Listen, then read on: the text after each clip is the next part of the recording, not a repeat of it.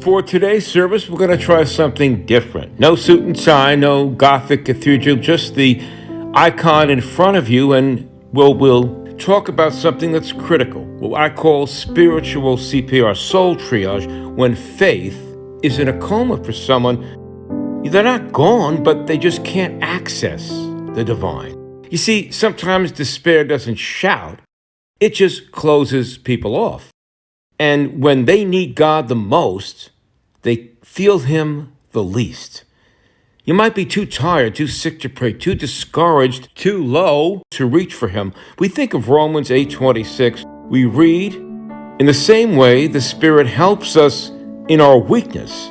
We do not know what we ought to pray for, but the Spirit Himself intercedes for us with wordless groans."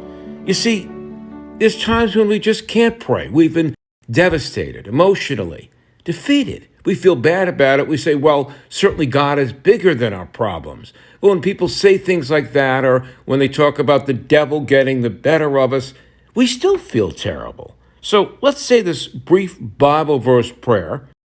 God, when I can't speak, groan for me. When I can't move, come to me. And when I am sealed in silence, break through.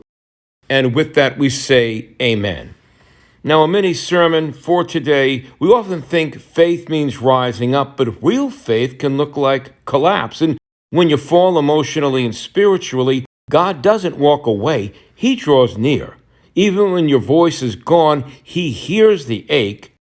If all you can do is sit there, sit with honesty. And there's two small steps to try to jumpstart a connection.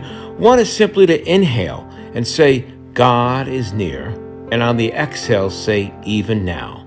God is near, even now. Or maybe just one honest word to whisper like, help, here, still, or why. And let that word be your offering. And may the Spirit meet you in silence. May God find you in the dark. This is Rev Radio Ministries.